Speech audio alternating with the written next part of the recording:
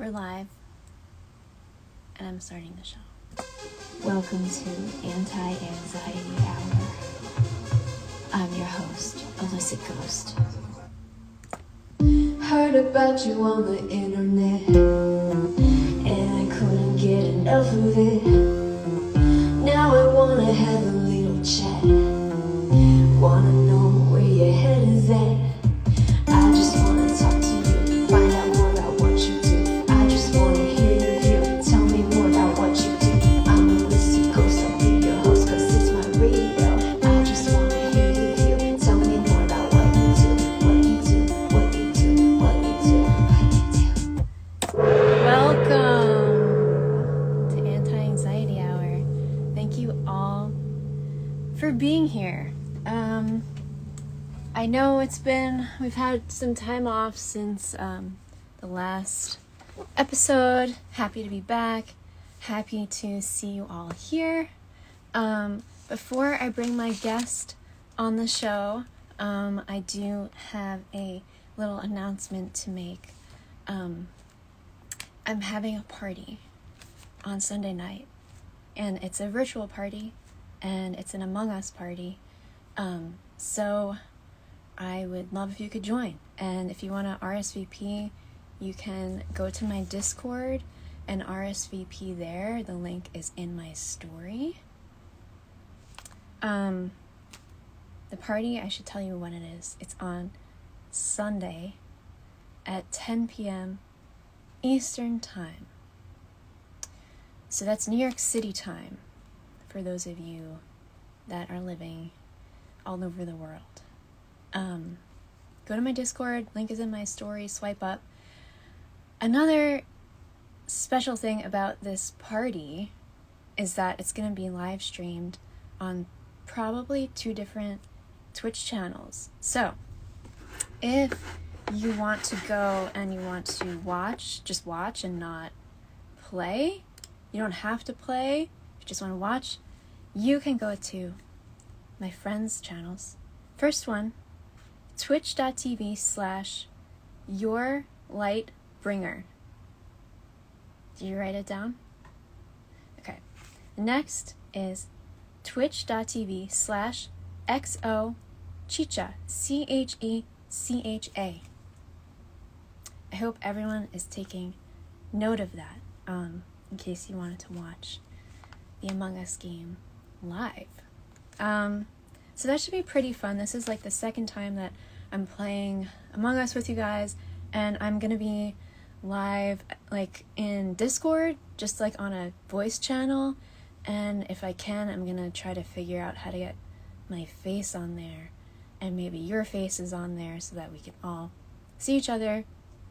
But for now, that's how it's gonna go. Okay. So, now, today, we have a very, very, very special guest. I'm very excited to announce dolltr will be joining us on the show. dolltr is an electronic musician. She's a songwriter. She's a producer, artist, singer, music technologist. She just put out her first album last year, 21-song album. Go check it out. It's called Colors of Us. It's on Spotify. It's on Apple. It's anywhere you can stream music. She also just released a remix of a Coastal Town song called Saving Daylight. You can go check that out too. And without further ado, I'm going to bring dolltr on the stream.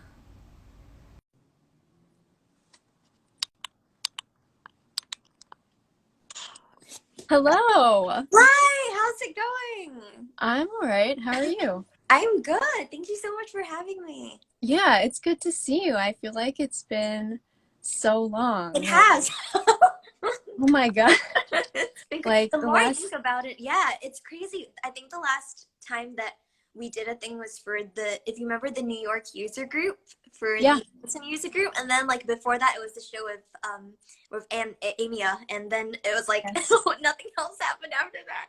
I know, it was crazy. Yeah, I haven't like seen you on a screen or in person in like a year. Yeah, it's crazy. Totally. Insane. But yeah, I'm really glad you could join us today. I know that we have like some female musicians that are watching, so like extra excited for you to like share a little bit about your journey in the music industry, if you don't mind, like just telling us like how you got started, why you got started. Yeah, just that kind of stuff. Yeah, totally. So I guess like how I got started was really an accident, I guess. Like most of the stuff I do nowadays is related to, oh my gosh, hi Joe. Radioactive boy, absolutely not. I'm gonna call you out for that because you're asking us to strip. That's like ridiculous. Can right? we So block people? yeah, I think I we love can. I just took like a screenshot of that also. So man, that's something I've like been doing. I just kicked him out. Things just like calling people out for it. Yeah, that's I'll ridiculous. speak about that. I'll speak about that a little bit too later on, but it's just like, man, the crap that we have to go through to like even speak about these things. It's like ridiculous. I used to be really shy about it, or not shy, but I used to be really hesitant to do it because I used to be like, I don't want to offend people, but I'm like, hey, if those people are like doing that, they should be offended. It's like I agree. It's like totally unacceptable. So I'm just glad that I can like kick people out. That makes me really that's happy. awesome. I mean, I'm glad that we can even like talk about this. I got called out for calling someone else out on another stream that I did, and I was like, why are you calling me out for this sort of thing? So the more I do this, the less I'm willing to put up with people's rubbish. So good. like, Good. It's like good. That's great like, advice for anyone watching too. Like, don't take anyone's shit. Yeah, totally. I mean, it's like the you can't like please everyone, and also like anyone who like tries to harass you, like call them out for it. It's ridiculous, right? Sorry, but back to your main question. No, it's all good. We need to address that. I mean, the main question, how did I get started? It was pretty much an accident. Yeah. So like you mentioned, I do a lot of stuff related to electronic music and music tech now. And when I first started doing these things, it was in college, and it was really by accident. Before I went to college, I was more of like a general music appreciator type of person. So I liked a lot of different things. I wanted to actually be more of a writer specifically than actual production stuff. But then I went to a live show, and it totally changed my life because it wasn't just like a live DJ set, but it was like a live electronic stuff. So actually very much like the things that you and I do now on stage. It was a band called Disclosure. And I saw them live. Yeah, Disclosure. So I saw them live, and it totally changed my life. And I not exaggerating at all, because that was kind of the key to a lot of things. That was like, hey, if I want to get into this electronic music thing, then maybe performance is the way to do it. So that's how I kind of got into that. It in that sense, and from there it was like total rabbit hole. Just like fell down all of that. And and I guess why I continue doing what I do now is just I love it. I've loved it so much since I started, and the love has been so strong that now I get to do it professionally, which I'm like so grateful for every day. It's just like wake up, work with people, make music on my own, but like teach others how to make music too, and like empower them to do it, because like you mentioned, I do a lot of work with not really a lot of work, but what's very important work to me is to work with a lot of other women in the field as well. And oh my gosh, that's A-Rap. She's one of my friends. Alex is an amazing producer as well. Hi Alex. Hello. Thanks for joining in. But yeah, so I love working with like lots of different people and being able to share stuff with them too. Nice. Can you talk a little bit about like your work on live shows and like what you do and how you help artists like in their live sets? Yeah, totally. So one thing that I do a lot, or it's funny, I used to do a lot before the pandemic happened, is I work a lot with people on what I call live experience design, or what's actually just general like live experience design. It's this idea of being able to facilitate and help artists kind of achieve what they're envisioning in their hits for their live shows. So for example, they might have a vision of like, oh, I want to do some, I don't know, electronic stuff, and I want to play stuff live, and I want to find a medium for me to translate my productions into performances. So how do I do that? And I'm kind of like the helper for that. So I facilitate that and I help them out. Most of the time it involves, you know, using some kind of software that they use. And often for live shows, we use Ableton Live, with which both you and I use as well. So we do a lot of programming for that. And it also extends even beyond shows. So sometimes it could be even an installation where it's like, hey, we want to make this interactive. we want to be able to, you know, trigger different sounds in like an experience or something. And then that's something that I help with as well. So it kind of differs depending on the exact situation, but it's always very exciting. And it's something that I find a lot of joy in doing. I think, like I said, the thing that keeps me coming back to electronic music is really the thing that pulls me in first, which is that live element of it. So as you can imagine, it's been very sad for like Right, yeah, I know. It's so Yeah. tough. Like, I Totally. just really hope, like, things get back to normal soon, you know? Yeah, Gotta hang absolutely. in there.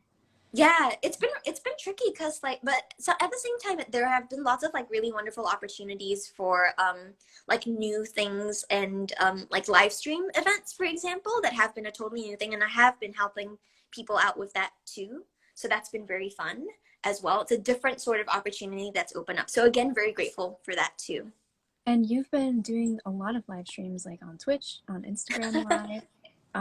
Have you were you doing that before the pandemic, or did you start after? Yeah, so I was actually doing it before, Okay. but I think doing it after kind of really made me sit down and kind of grab the bull by the horns and say like, okay, I need to make sure that all the tech stuff is running properly. Because previously when I used to do a lot of live streaming stuff, the only time that I would get serious about it would be when I was doing it for other people. But this time, because it was like for myself, I was like, okay, I should probably get a good stuff for myself too. Yeah, yeah. Yeah. Nice. I also wanted to talk to you a little bit about what we were discussing before, like if you faced any obstacles along the way in your journey. Yeah, totally. I mean, it's funny that we did the thing at the beginning of the stream. I know. But like, yeah, absolutely. So I think like along the way, and it's funny that this is happening at such like a, not funny, but it's interesting that this is happening at such like a certain time right now, but definitely a lot of a combination of my visual appearance and my gender has totally been like an obstacle. It's very real, and I think like for a lot of folks or a lot of people, they don't actually realize how real it is until maybe someone tells them that it's that bad. So yeah, it's bad. It totally happens, and I'm sure you've had so much happen to you as well. In this end, I think for a lot of women or like, you know, femme people in electronic music, there's really no, it's sad, but there's really no escaping it at this stage, which is why I feel it's so important to talk about it. Because if we brush it under the rug, then it makes it seem as if it's okay, which it's not. Right. So yeah, definitely there have been instances where I was talking to one of my students about this actually. Not, I felt bad, I didn't want to like scare her, but she was asking me a similar question, like what have you experienced? And I was telling her about one gig that I was on a number of years ago at this point, but it was one of my very first gigs that I think I did in a public setting where I was DJing for people. And I was like just minding my own business, you know, running the party, doing all of the music stuff. And then I think someone came up to me and was like, nothing beats like a hot female Asian DJ or something like that. And I was Oh my like, God. and they were drunk, but obviously that's not even an excuse, right? So thankfully they got removed from that event, which was wonderful. Like we called security, and the person who engaged me was like very supportive of that. Okay. So I brought it up to them, and they were like, yeah, we're gonna like make sure that this guy gets out of here. And Good. yeah, so they did, and I was thankful for that too, because not often are managers that supportive either. So I was very lucky for that too. Yeah. But yeah, that's Awesome. like an example. Yeah, that was like a very like upfront sort of example. It's not that extreme like all the time, but sometimes it is even more extreme, like, you know, people physically grabbing you when you're behind the DJ booth or when you're on stage even, which is very weird for people to think that they can do those sorts of things. But yeah, those are the more like serious sorts of things. And of course there's still like the daily like microaggression type of thing, not daily at this point, but like, you know, sometimes in more normal working situations as well. Yeah, Unfortunately, but I think what you're saying before is like the absolute right way to handle it is to just like speak up right as it's happening. Like do whatever you have to do. If you have to like scream, like just get someone's attention, and hopefully, you know, you'll get help. But it's real, and I'm really sorry for your experiences and that you even have to go through that. But I think the more we talk about it, you know, the less likely people will be to actually like take action and do something. Yeah, totally. No, thank you. And thank you for giving me the platform to talk about it. I mean, like I try to be very real about it, like with when people ask me questions like on panels or like at school in the classroom, like I tell it straight to the faces of my students when I teach, because I'm also a professor at a couple of different colleges, and I have a good number of students who are women. I think that's something that's really important about the work that I do as well. I found that when people see a figure that they can relate to, they're more likely to kind of gravitate to them as a mentor and as a teacher. So that's, I think, why that was very important for me as well. Back when I was in college, like all of my professors in my department were white men. And I was grateful enough that, you know, I had a really good experience with them and that they were very supportive. But I know of like tons of other people who have had older mentors who were racist and who were, you know, sexist towards them. And in which case it's like, were they really a mentor, or were they actually more just like harming you? So it's, even if it wasn't physical, but a mental sort of thing, right? So I try to do that for a lot of my women students. And honestly, for when I bring up some of these issues, I can see a lot of discomfort in the class, sometimes from the women students, but also from the men as well. Sometimes even more so the men, because they're not used to hearing about these things. But I think it's important to talk about, and it being able to, like, I think, sit with our discomfort and like understand why things are so uncomfortable is really important too. So I think that's why I try to, you know, make sure that it's addressed and not just like brushed under the rug as if it's okay, because it's not. So I think that's amazing, because that's part of, like, you know, life, unfortunately. And I'm glad that you're speaking up about it and like telling your students, because at least now they know how to handle it. Like for people like you and me, I would imagine like no one ever really taught me how to handle it, like in school. So I think it's amazing that you're like telling your students that. So thank you. Yeah. And it's like, I feel the same, actually. I think when I was in school as well, not even specific to my department, but there weren't actually any resources for dealing with these kinds of things, which is a totally different other problem itself. And I think it's definitely getting a lot better. But it's always work in progress, right? Yeah. Oh my gosh. You know, trying to make things better as well. But yeah, always one step at a time, trying our best. So yeah. Yep. It's all we can do. yeah. I also wanted to talk to you about quarantine, and if it has like affected your mental health, if you've made any like realizations in quarantine, like if there's anything you want to share. Yeah, totally. And I'm honestly so grateful that we're doing this today, because at the moment I'm really, really at a period of time where I'm actually really anxious about stuff. Aww, I'm doing like a ton of stuff. No, that's all good. Thank you. Like it's good. Like I'm appreciative of this time, because it's kind of like you got to take some downtime for yourself, right? So I'm like reflecting a lot, thinking about these things. The good part is that I'm doing a lot of things that I enjoy. But one part about me that I found over the course of different years that kind of got a little bit more emphasized because of quarantine is that I love saying yes to a lot of things that I get really excited about. And then it's like I say yes to too many things. Right. Then I have to say no to some other things. And in a way, because of quarantine, I feel like that I was trying to get really good at it, I think, before quarantine. And then maybe because of quarantine, it's kind of like this overcompensating sort of mindset where it's like, oh, now that we're all at home, we can probably take on more stuff. So I started doing like a lot more stuff, and it's been really fulfilling. But again, I'm trying very hard to manage like the amount of things that I'm doing where I have my heads at once at the same time as well. Oh my gosh, I just saw someone write this in the chat. I did read Cast. I think it actually is by Isabel Wilkerson and not Elizabeth Wilkerson, but you can correct me if that was incorrect. But yeah, that's a wonderful book. I would highly recommend it as well. It's a really great book about class and the intersection of race and how that relates to a lot of things, and women as well. Lots of different intersectionality types of things. I would highly recommend the book. Thank you for bringing that up. Awesome. Yeah. Yeah. It was funny. I actually did read that as part of a group at my college where we read specific pieces of literature that kind of help us facilitate some more difficult conversations, which are very cool. So yes, thank you for bringing up that book. Would highly recommend that as well. But yeah, just going back to the whole quarantine thing, definitely been affected by it. I mean, I'm pretty sure. How was your experience actually in quarantine so far? I've been okay, because I mean, this is like kind of my dream, is to like just be at home all the time. Yay! That's good. I'm like, you know, I'm not like antisocial, but I just don't really like interacting with people like exhausts me usually. Yeah. So I'm Totally. like, all right, I'm good. Like I'm home working on my music. I'm staying focused. But I would say the last week is when I like really started feeling it, and I was like, actually, I kind of miss people.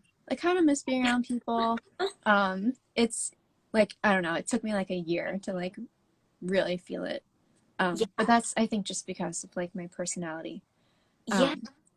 But I mean, yeah, there are of course like some tough times. Like, you know, I'm super anxious about the virus, about Yeah. getting it. Like I Mhm. go to extremes to like protect myself. So that's like a whole other story.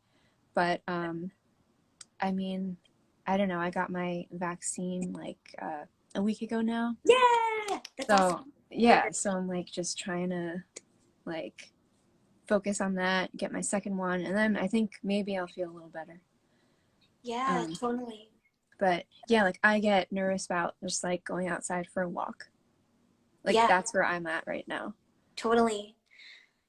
Yeah, I've kind of been in the same space. I think it's so difficult also because I actually live in like a house where there are immunocompromised people, and I think more than me just getting sick, I've always been like, what if I bring something home and then it affects like everybody else? That's honestly been like the main thing for me. Even when I was living like with my grandparents and stuff in the same home, I would always be like super concerned about like being clean, making sure you're not, bringing any like germs into the place. Or if I was sick, then I would like isolate myself or something like that. But I'm so glad to hear that you got the vaccine. I think I saw you post about it and I was like, vaccine. I was pretty excited about that. But yeah, I don't know. It's just been. Are you like in New York still? I am, yeah, and Okay. I've been I'm still kind of like on the wait list for stuff because, like I said, I do teach in college, but I'm not an in-person instructor, so I'm not actually on like the priority list, Okay. which is fine. I would much rather like other people who actually like really need it get it first. So I'm still kind of waiting, but looking very hopeful. And my parents who are in Singapore at the moment, they just got the clear to get the vaccine, so they are applying for their appointments. It's managed a little bit differently there. It's a totally different country, obviously, but they're applying for stuff. They're going to get it, which is great. So I'm very happy about that. That's And that's awesome. put me a little bit more at ease as well. So yeah. Yeah, same for me. Like when my mom got it, I was like, thank God, because you know, it's like our parents are Yeah. older Yeah. and you want them to be protected. So, Yeah. Totally. um, yeah, so I guess if you don't mind sharing, like maybe if you do have like challenges, you know, in terms of like mental health from day to day, would you mind sharing and then maybe some ways of how you cope with that? Yeah, totally. I think it's very real, and maybe even just to contextualize this a little bit more. When I was growing up, I grew up in a family and a culture that didn't really speak a lot about mental health, just because like and I grew up in Singapore for many years before I moved over to the States. But back when I was there, even as a child, I remember the moment you would bring up something even having to do with the word mental, it's like people think you're crazy or something like that, and it's almost a taboo sort of thing to speak about in that society and that cultural context. So it's things are looking up a lot more now. Like now I can call my parents and like tell them how I'm doing. Like I had a really anxious day, and then they tell me too. Like I've been going through a lot at work, or like they've been going through stuff. But if this conversation happened like 10 years ago or something, I don't think we would have like talked about it that much. But things are starting to get a lot better, which is good. So to that end, I think talking about it has been very helpful for me. Like I have a therapist who I am in communication with regularly, and I speak to her, and she's been very supportive, and I'm very grateful for that too. It's also like teletherapy, which is like a very different sort of thing, right? It's Yeah. I remember I used to do like therapy stuff, or like talk to people in person, and you kind of have that real-time rapport with people, which is really great. But then now it's just kind of like I text my therapist and then they reply, which is Nice. Yeah. also. But yeah, it's so crazy, right? How everything's kind of like shifted to this sort of medium. But that's been really helpful too, just to be able to talk about it and like get that out. I think as even back when I was a couple years ago, when I was already working professionally, I think something that I didn't do a lot of was just speak my mind about my mental state. Like, I'm not having such a good day today, or I'm like not, maybe I had less sleep and then I, feeling out of it. I used to like just in a way also brush that under the rug. So maybe a little bit similar to like the experiences as well, right? So, but yeah, just getting used to talking about it has been a really great way of coping. But definitely the biggest thing, which I mentioned just now, like the biggest issue for me, it's really just like the overall anxiety, because my I'm doing like 10 things at once. Which I love, but I also, need to dial back on a little bit. When May comes around, my hope is that things will get a little bit better, because that's when the school semester ends for a lot of the places that I teach at. And yeah, it's very literal for me, because it's like I teach at, for example, 3 different schools, and then I teach and I do the artist stuff, which is like totally separate from that too, right? So it's almost as if I have these different compartments in my brain that are slowly starting to like collapse on each other. Yeah, that's a lot. Yeah, but being able to like articulate it has been really helpful, and like even just write down and be like, okay, I'm doing this thing and this thing and this thing. Do I need to X out something, or like can I complete one of these earlier and then pass that off? So trying to help myself in that way has been good also. Right. Yeah, no, that's good. Like, I'm glad that you're feeling this way and you're like having these realizations. Like really important, and I do hope that like things start to like get better for you when the semester's over. You can like relax a little bit, because everyone deserves to like relax and have Thank some you. time off, Yeah, I hope so too. Also, just wanted to say hi to Mauricio. He's one of my friends. Hey, thanks for tuning in. Appreciate it. Hi. Thank you. Hello. Yeah, I hope so too. I mean, like it does get a little bit crazy, especially during certain weeks. I don't know if you remember this from like your younger days too, but like whenever exam period comes around, everyone's just like crazy, running around like a bunch of headless chickens. So that's kind of like what happens like twice a semester. But other than that, it's like a really great it's a really great experience that I have, and I'm always like grateful for every second of everything that I do. So yeah. Are you teaching music production? Yeah, so I mainly teach electronic music. My specialty that I often get asked to go into at a lot of these places is specifically live electronic music performance, which now can get very exciting, and it's and live experience design as well. So like how to construct a live performance. In this case now it's like through virtual means. So it's cool, because then I get to talk about really nerdy things like networking protocols and like a bunch of other things like that. And like how to hook up your Ableton Push and make things like really great. And there's a wonderful book that I just got in the mail, which I'm diving into, which is super nerdy, but it's Intro to Show Networking by John Huntington, who's another, it's really great. But this is like my super nerdy side. I apologize. It's like like how to hook up a live console. It's great. It's good. You need to, you know what, it gives you so much power to like know all that stuff. Then you can just do it yourself.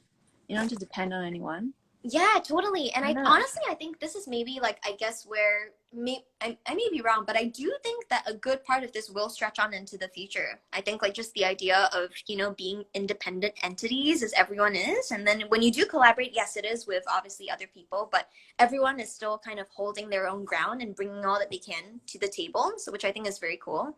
Like you don't have to be like a one-faceted thing. You can be like all the things at once. Right. Yeah, and I think a lot of people are like learning that, especially now, because people have more time. People are starting to learn how to produce. So yeah, totally. It's been an interesting time of growth. I think for a lot of people I know for sure. So yeah, I'm like excited to see like how things are going to change. Yeah, totally. I mean, even speaking about like production in general and people getting into that, I was just thinking about the other time that we managed to meet in person. Remember that Ableton artist event? That was awesome. That was so fun. Yeah. They're trying to, because I am an Ableton certified trainer, right? So I'm helping out a little bit with them now on the more educational side too. But a lot of the stuff that's going on is like virtual meetups for artists. And it's like, you can't eat the pizza. No, there's no pizza. No. That's unfortunate. Yeah. or no, like no, free drinks or free seltzer and stuff like that. So it's like sad. Yeah. But yeah, definitely more people are getting into the production side of things. I think that's one thing that I've loved a lot about certain companies that have been very supportive of creators in this time. It's like you get the free 90-day trial of the latest version of Ableton Live, or like the latest version of Logic for the folks who use Logic, and all of these things. So lots of really wonderful tools, free, that have been coming Right. up. Yeah. Yeah. So if anyone's listening and is like trying to get into production, go check out Ableton. I'm pretty sure there's a free trial for Ableton. Yeah, totally. Yeah. I usually ask each guest 3 questions. And they're all the same on every show. But Cool. I wanted to ask you, what is your anti-anxiety anthem? So that could be like a song that makes you feel uplifted or relaxed. Yeah, totally. To be honest, it's not necessarily a song, but it's a piece. It's a classical piece, piano piece called Intermezzo, in A major. It's by Brahms. I used to play that a lot as a kid. I think I played it for like my diploma piano or something, but it's a beautiful piece. It always kind of brings me back, and that also maybe ties a little bit to my background. I started as like a classical pianist and flute player. But I didn't know that. yeah. So I it was really bizarre. I did that, and then I got diplomas in both of them, and then I did like this weird electronic music thing. So that's amazing. It was a little crazy because like and in back growing up in Singapore, like it was very insane because a lot of parents would kind of push their kids into that classical thing very young. So most of my peers got diplomas before me, and that was when we were all like 14 or 15. It was like wow. It was very intense, but yeah, I kind of go back to that piece a lot. It brings me a lot of calm, and it's just really wonderful. It's kind of like if I were to maybe describe it in more electronic or production terms, it's kind of like a slow ballad type of thing on the piano, totally instrumental, but beautiful music. So yes, that's my anti-anxiety anthem. All right, nice. I also want to ask you, what are you most grateful for right now? Yeah, what I'm most grateful for now is truly health, I think. Just like health in general, physical health, mental health. I think I can just, now that, I'm a little bit older, definitely look, a lot younger than my actual age, but now that I'm a little bit older, I can look back on moments of my life and be like, hey, that was a point in time where I was definitely a lot less physically healthy, or that was another point in time where I was like not doing good mentally. And now I'm at an okay place. So I'm very grateful that I can recognize that and like speak about these things without feeling, constricted by anyone telling me that I shouldn't talk about these things or not. But yes, health, super grateful for it. Yeah, I agree. The third question is, what is something that brings you peace other than music? This is what a wonderful question.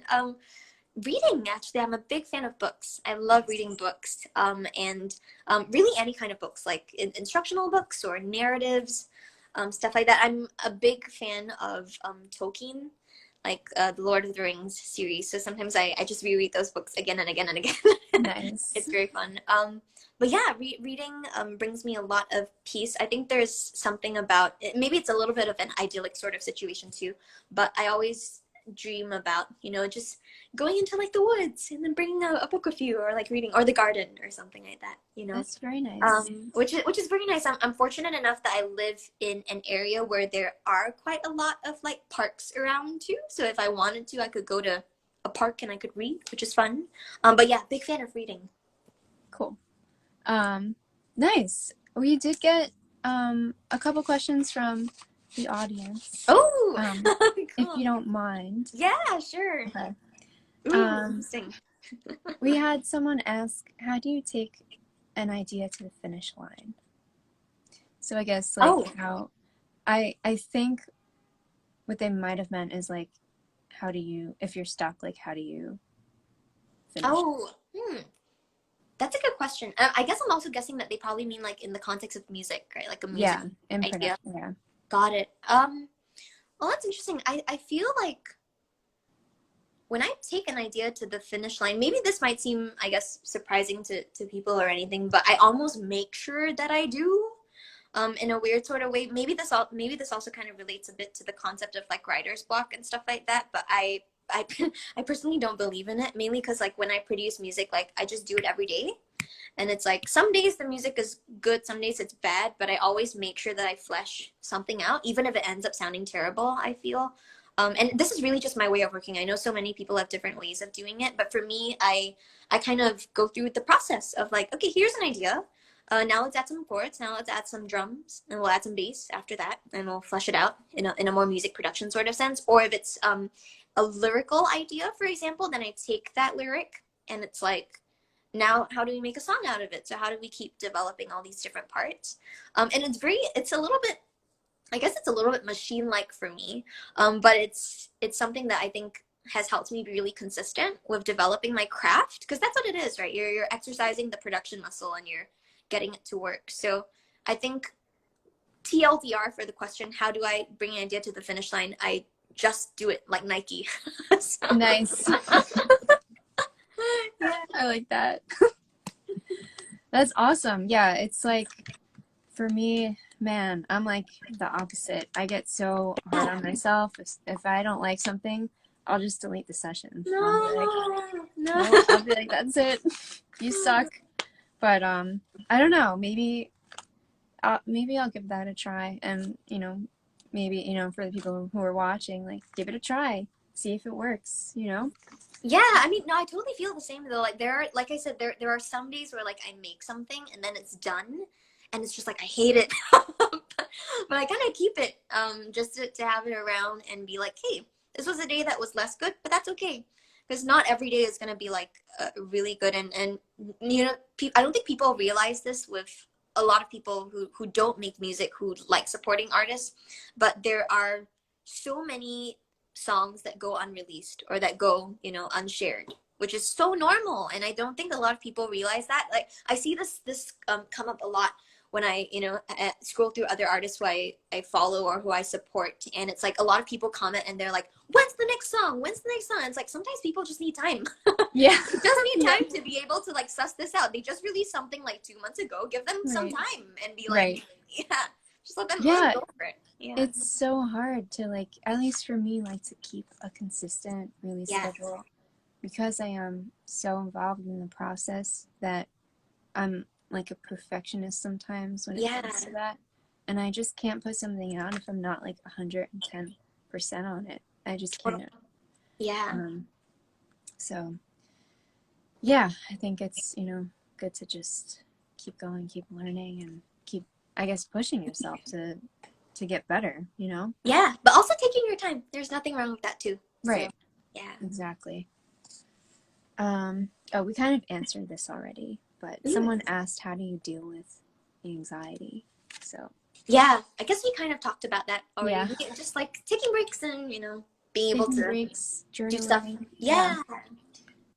Writing down how you feel sometimes is like a great way to just let out everything that's bothering you. Yeah, totally. What are some ways that you do that, like to manage anxiety on your end? I journal every day. Yeah. I try to meditate every day. I'm in therapy 3 times a week. I try to do what I can, because it's a real thing for me. And it's like, it can hold me back from what I'm trying to accomplish and goals that I have. Totally. So, it's just like, gotta just stick with like self-care, and you have to do it. Because otherwise, nothing, at least for me, nothing happens. So I need to be strict with myself when it comes to. Yeah, someone actually recently described this to me, and I only just remembered this. But you know how when you go on an airplane, they have those safety videos, and they're always like, make sure that you put on your oxygen mask on yourself before you help others. And it kind of stuck with me. I had never actually thought about it this way before, but then the person who mentioned it to me, I was like, wait, that totally makes sense. Like, if you want to help other people, you've got to make sure that you're in a good position to do that. So I think, yeah, it's super important to make sure that we're doing good too. Yeah, no, I love that. That's like a great example of Yeah. how self-care should be, you know? Totally. Well, I just want to say thank you for coming on and for sharing so Yeah. much and letting us in and hearing about your story. And for anyone watching, you can check out dolltr's music on Spotify, Apple, you know, anywhere you get your music. She has an album out called Colors of Us. Just put out an amazing remix. Thank It's you. called Saving Daylight by Coastal Town. Yeah, so thank you for coming. Thanks so much for It's having great me to and see you. for all the work that you do. I mean, like, even just doing this in the first place is a huge thing. So thank you for the platform. Thank you. No, I appreciate you coming on and being open with us. So, yeah, and I hope to see you soon. Yeah, I hope to see you soon too. Oh my God, I can't wait for like when live shows come back. It's I gonna know. be great. It's gonna I be know. amazing. It's gonna be so good. All right. Well, Yeah. see ya.